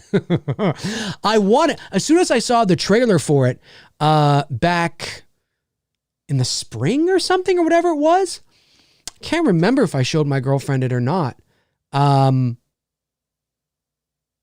But it's definitely, I think I must have, because I'm always like seeing trailers to movies that I know she'll like too. And I'm like, oh, I got to show her this. I'm sure I did. Well, if I didn't, I'll make sure to show it to her. I definitely want to see it because we were really disappointed because it's very similar, not similar, but in terms of like, we were very disappointed with The Woman in the Window. We were very disappointed with that. The one with Amy Adams. I mean, what a cast. Amy Adams, you know, Gary Oldman. I mean, a hell of a cast, but not a very good movie. However, we did like the little spoofy series with Belle, Kristen Bell, I think her name is. It was a mini series where it was like called like The Woman Across the Street from the Woman in the Window or something. It was that we actually really liked that. That was actually really good. But thank you for the recommendation, Chris. Appreciate it. Cause I haven't seen it yet and I definitely have to see it. Like you, I've been trying to, you know, catch up on so much stuff. Let me see here. Whopper says, literally, The Watcher is like a Law and Order CSI episode. It's just walking and talking. All right, well, we'll see. We'll see how I feel about it. The Sound Painter Studio says, I really wonder why the homeless man living near Michael's sewer didn't take the advantage to contact nearby policemen that was their serial killer hiding in the sewer. Well, when you look at the homeless man, does he look like somebody that gives a fuck? You know, do you remember when he attacked Corey? Does he really look like somebody that is all cognitively there? You know what I mean? Like, I think your point would be valid if the homeless man was just like a regular dude sitting there with a fire. He was like, hey man, what's up? He's like, hey, so what are you doing here? My life's just been shit. I'm just here, kind of just hanging out. Then I'd be like, he seems like the kind of guy that might want to call the police if he saw something really shady going on. But we have a homeless guy that's like, I don't think he cares. I don't think he gives a shit, personally. I don't think he gives a shit. But that's me. That's me. Robert Ford says, Dave, when do you think we will get the box set of all Halloween 3 films? 18 kills and ends with the 18 alternate ending, and the same for ends alternate ending. I figure probably 10 years from now. I don't know. I think you're going to definitely get something like that for the 50th anniversary. I mean, 45 is next year. The 50th anniversary is 2028. There's no doubt there will be, like, I think you're going to get a box set of these 3 films before that, because the studios like to release multiple box sets because we're so stupid, because we buy them and they just continue to make money, even though like nothing's changed except for maybe like, oh, this has like an extra deleted scene, or this is this, but nothing's changed at all. So, and we buy them, but I would say that you're going to get these 3 films. I'd be surprised if you didn't. Well, I don't think you're going to get these. I don't know, because I could see them releasing these 3 films as its own thing. I could see them releasing also, in addition, releasing these 3 films with Halloween 1 as its own thing, and releasing the entire Halloween set with these 3 films. Like, I mean, they're going to do that because we're going to buy them. You would buy them. I'd buy them. Evil dies tonight, says Warren Armour. That is correct. Evil dies tonight. Let me see. Dream Villain. I don't think I've ever seen Dream Villain in here before. Welcome, Dream Villain. Says, watched The Voyeurs on Prime last night. It's an erotic thriller with a great twist at the end. Very cool. I've never heard of it, but I will watch a trailer and see if it looks cool. Chris Baber! Chris, it's great to see you here, Chris. Wonderful. Hope you had a wonderful Christmas with your family, of course. Great to see you here, man. Andrew Stevens. Great to see Andrew Stevens here. I don't think I've missed any super chats. I don't think so. Good stuff. Okay, we're still going here. Harry Hagen says, The Rock working on Black Adam for 7 years, only for all intents and purposes, a big disappointment, and for the character to be axed from the DCU. Plans. You ever worked on a thing that long? Well, look, I will tell you this. I've told this story before, but I will repeat it because obviously, not everybody tunes into everything that I watch. So I remember, like I said, the vast majority of my career as a voice actor has been on the commercial promo trailer narration side, right? And I've had wonderful success at it. I'm very thankful, and I don't take for granted the success I've had in the industry. However, 5 years ago, I wanted to beef up the animation side of my portfolio. I love, creating characters, and I wanted to do more animation. So I've been doing that. I'm on 2 series right now. They're 2 kids shows, which is great. But I remember, but the 2 kid shows I'm on are supporting shows, right? So I'm not like the star, the lead. I'm like a supporting character, which is great. There's nothing wrong with that, but it's great. But about 4 or 5 years ago, I was cast on a show called Worry Eaters. And it was based on, now the show does not exist, as far as I know. But it was a project called Worry Eaters, and it was based on the stuffed animals, such a cute idea for children between like the ages of 3 and 8 or something. And they were these cute little, creatures that had like a zip up kind of thing here or on their mouths or whatever. And the idea was they were therapeutic toys for kids. And that when kids had worries, you would write your worry down and you would put it into the mouth or into the, the tummy of your worry eater, and it would eat your worries away. Like really, really cute, like a really, really cute thing. And so it was a German company, I believe, and they decided to, and they were going to roll out with a show, a cartoon. And 100 episodes, as far as I know, 100 episodes or 80 episodes or something had been written. And they were casting in Toronto, and I auditioned and I booked it. I booked 2 leads on it. And we recorded the first 10 episodes or something like that.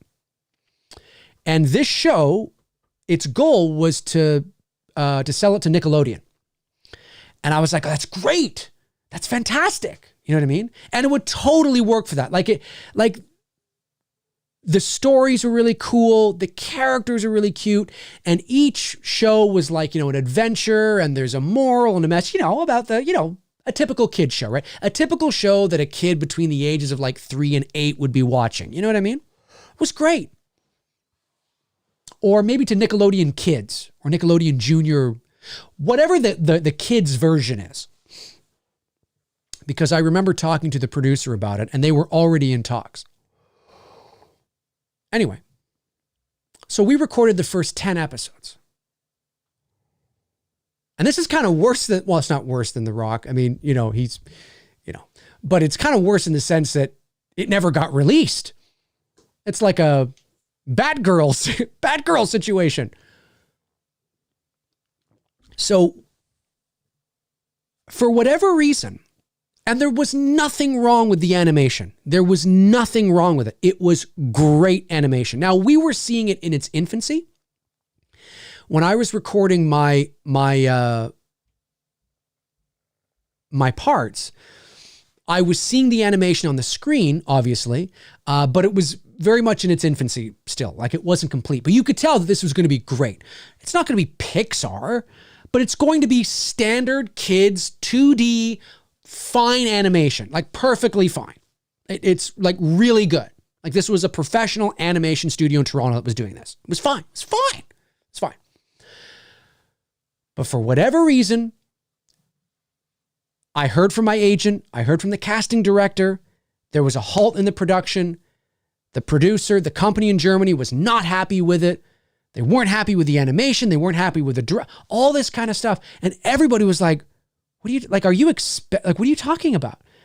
I don't know if they just had grandiose expectations or what, but I'm telling you, as a voice actor, as somebody who was in there, the animation was as great and comparable to anything else you would see on Nickelodeon or in the kids section on, Netflix or whatever. It was fine. He pulled the plug, put a halt on it. Was like, nope, boom. We had recorded 10 episodes already. Now, I did get paid for it, obviously, but then nothing happened. And I haven't heard anything since. Now, I haven't Googled this in a while, but every so often I would Google worry eaters to see if anything had come up. But he just was not happy. I don't know if they were butting heads. Obviously, they were. There was a conflict. Their creative choices were, it was so disappointing to me because it was the potential to be a big kids show sold to Nickelodeon in the States. And I'm one of the leads on it, right? So I was so thrilled. We were all thrilled. We were all happy. We were like, this is going to be great. And it was really good, really good shit. Nope. You're gone. And it's that's probably, out of my whole voiceover career, I would say that that's probably one of the more disappointing things. I've always had auditions that I didn't get, or, any voice actor will tell you that there will always be times where you're auditioning for a commercial and it will come down to you and 2 others, and they're trying to make up their minds, and then, you didn't get it. You know what I mean? You're they went with somebody else. That happens. I mean, that's part of the business. It's part of being an actor. It's part of auditioning. But this was really disappointing because we were recording. I was hired. I was locked in. We were recording. was a Batgirl situation. I kind of had my own Batgirl situation. It's too bad. Oh, well. Well, not even really, because Batgirl was done. This wasn't even done. But it's too bad. Ah, well. Ah, well. Hopefully next time a lead that I'm right for comes along. There was this other thing too that I didn't hear back. Oh, I would have loved this.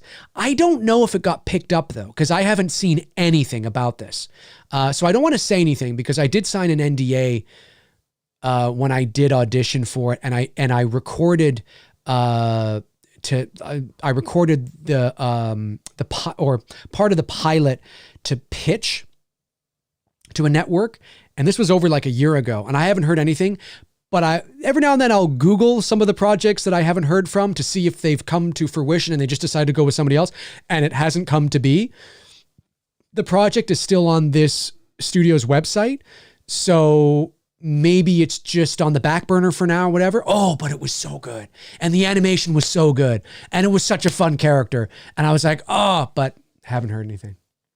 It's the nature of the business, my man. It's the nature of the business. Andrew Stevens sends in $10. Thank you, Andrew, and says, found this $10. Here you go.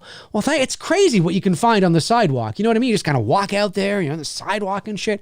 It's crazy. It's amazing. Thank you. Really appreciate it. All right. We'll go another 10 minutes or so. We'll bring this sucker to 2 hours is what we'll do. Hope you all had, of course, a great Christmas, a great Hanukkah, great holidays, whatever it is you're celebrating. I hope you had a great time in doing so. I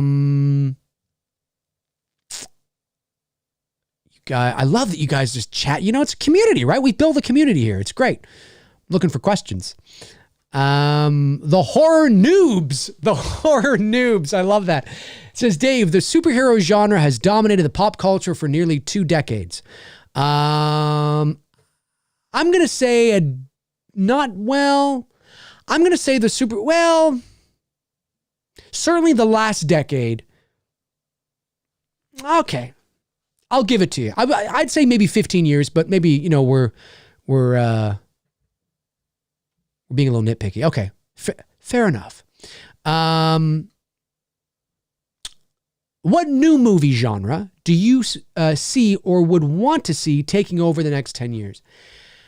Well, I think the question is a little more nuanced than that. It's where the money is, right? And so, but to answer your question, what genre would I love to see take over in terms of being like really popular? Well, horror movies, obviously, because it's my favorite genre, but horror movies in and of themselves are niche in a lot of ways. There's many different subgenres as well, and the perfect example is when I was talking about Terrifier 2. Terrifier 2, the kind of horror movie it is, I can watch it and have fun with it, but it's not my kind of horror movie, right? So, it doesn't really resonate with me in the same ways that it would resonate with somebody else. But then like my kind of horror movie is like, The Others or The Ritual or, that more psychological, creepy kind of thing. Whereas some people find that boring, right? So the horror genre in and of itself would be a very difficult genre to appease the masses on. I think you're always going to have just sort of the traditional, populist movies like your Star Wars or your superhero films appease more of the masses than you would niche films or niche genres like horror and like comedy.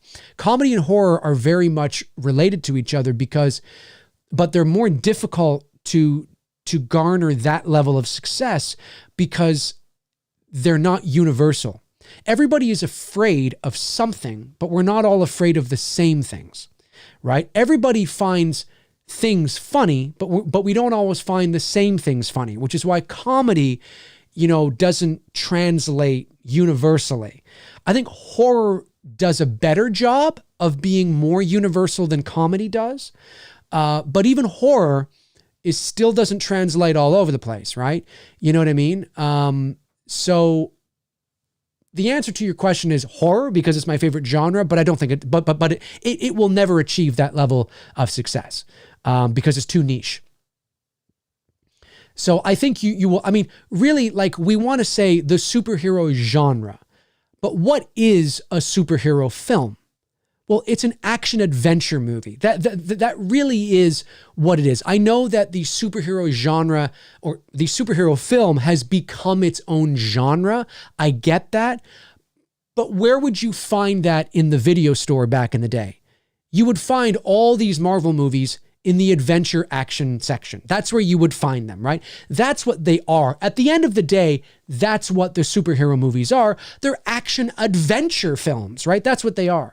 So I think the action adventure films, like your superhero films, your Indiana Jones films, your Star Wars films, you can add sci-fi in there, sure, but they're still action adventures, you know what I mean? The big, grand, more populous, more relatable to everybody, I think they will always be the ones that do the biggest money at the box office and dominate because they just have a broader reach, right? They're just not as niche. So, but horror, I would love it, but it's just not going to happen. It's too niche.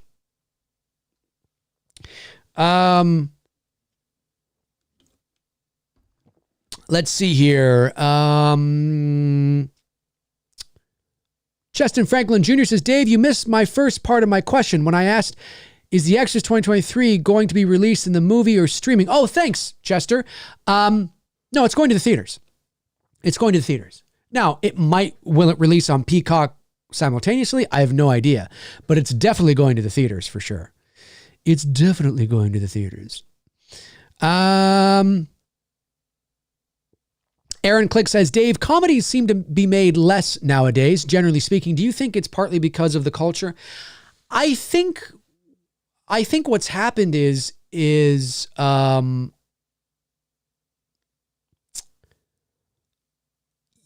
I do think that, but I think it's because comedy, for at least in the American, the North American domestic side of things, ever since The Office came out, that style of comedy, the awkward comedy is now sort of dominating. You know what I mean? Like I said, Hollywood is all about trends and patterns. And when something makes a lot of money or they can exploit something, they will continue to exploit it and make a lot of money until it doesn't.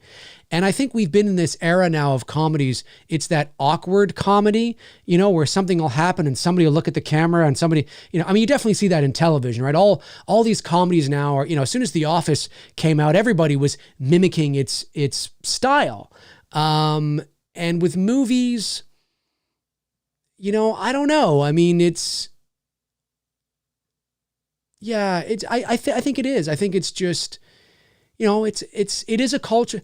It's difficult with comedies because I've watched some recent British shows and they're so funny and so witty, but it would never translate over here. I mean, maybe in Canada because we're very British, being part of the British Commonwealth and being a former British colony ourselves. We are steeped in the British roots. So there's a lot of British comedy that does translate well here.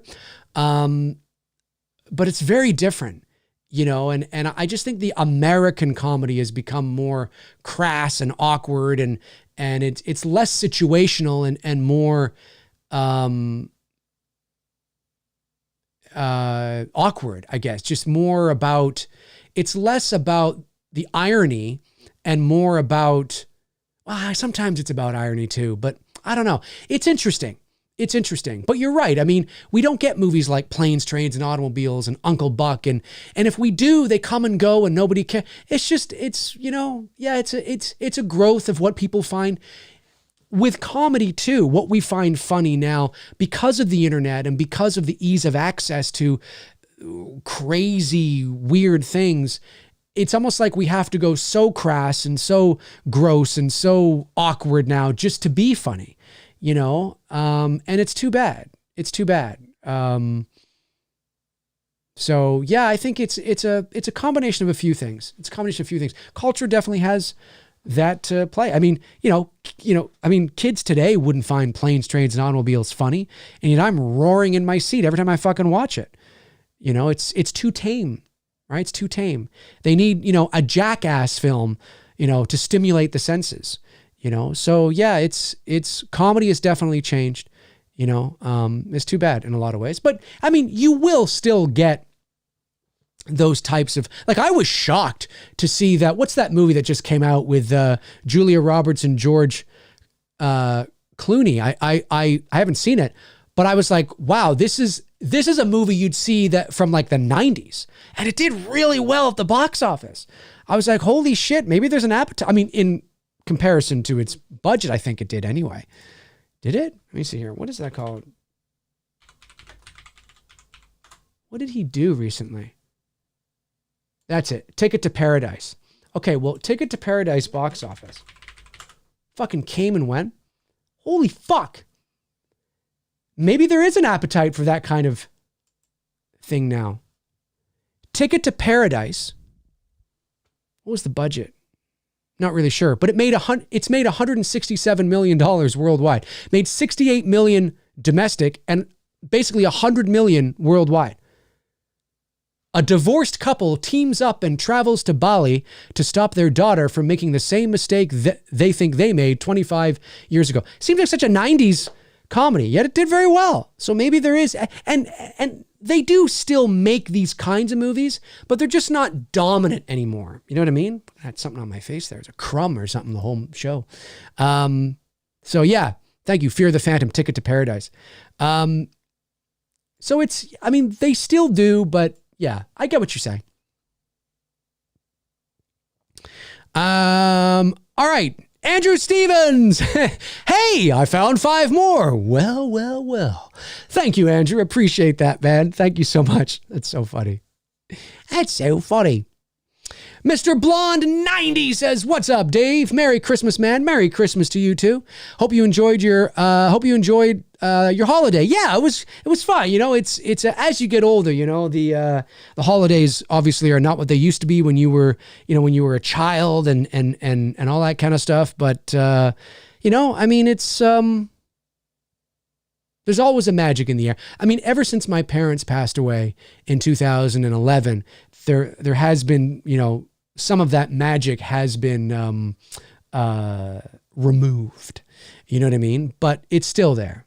It's still there. And yeah.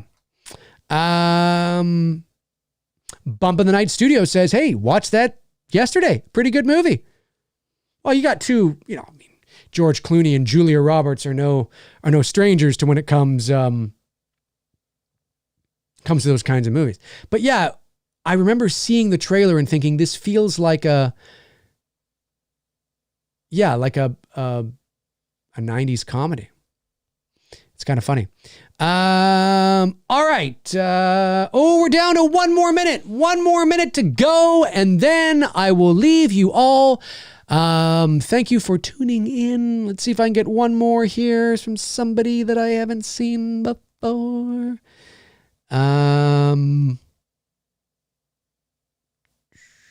Warren Armour. I'm familiar with Warren Armour. Says, I loved He-Man and G.I. Joe. Sometimes I enjoyed the animated Transformers. I really miss the He-Man stories. They were so suspenseful. He-Man, listen, man, we grew up on He-Man. He-Man was my favorite cartoon growing up through the 80s. I was a huge He-Man fan. Had Castle Grayskull, had Snake Mountain, had all the figures, would rush home from school. It was on at like 3 o'clock and 3:30 in the afternoon or 4 or whatever it was. I loved it. Big He-Man fan. The funny thing is, I never really watched G.I. Joe. I knew about it. I knew who everybody was, but I never really watched the cartoon, but yet I had all the figures and the G.I. Joe base. I had the G.I. Joe base, but I never really watched the cartoon. It's weird. Very weird. All right, folks. Oh, Maggot Cat says, "Dave, what's on the horizon for the new year on your channel?" Obviously, we got Scream coming up. We'll be talking horror movies and any horror movies we feel like talking about. Obviously, Dylan's New Nightmare is a big thing that we'll be talking about on the channel. And obviously, It's Me Billy Chapter 2 is going to be a big thing here on the channel as well. And I have to talk about it. If I don't talk about it, nobody's going to talk about it, right? So in this situation, I am the studio and I got to talk about it and get everybody excited about it. So we definitely will be talking about It's Me Billy Chapter 2 and Dylan's New Nightmare and any great horror stuff that comes along the way. And then, of course, we got Two Dudes and Some Bullshit that's going to pick up again in the new year as well. So I'm very curious to see what we're going to talk about, what new horror movies come down the pipe. We got the Crystal Lake series that's coming out. That's going to be interesting. You know what I mean? That's going to be interesting to talk about on the channel as well. So some good stuff that we will definitely be tackling here on the channel in the new year. And I invite all of you to join me on this exciting journey as we continue on. All you bunch of McRae's, you bastards. I love you all. That's going to do it for me here on this Tuesday Q&A. Just thought I would check in with you guys and see how you're doing. Comment below and let me know your thoughts on whatever we talked about here today. I would like to know. I will be back soon, of course, with another video very soon.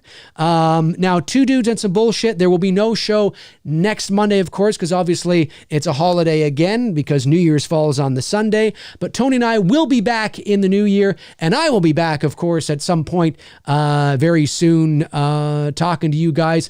If you want to follow me on social media and you're not already, there are my links right there. Twitter, Instagram, Facebook. All my links are in the description. Check them out until your heart's content. And when your heart is content, check them out again. Have a great rest of your Tuesday. Have a great rest of your week. If I do not speak to you before the new year, Happy New Year to you all, 2023. I hope it is a great year for all of us. Continued love and success, and we'll see what happens. We'll see what happens. Tomorrow I have a meeting with Bruce. It's a big meeting with Bruce for It's Me Billy Chapter 2. Lots going on tomorrow, so that's very exciting. Maybe I'll make a social media post, maybe not. I don't know. We'll see. But have a great rest of your Tuesday, and yeah, I will talk to you all very soon. Alrighty, in the meantime and in between time, I will talk to you soon. Cheers.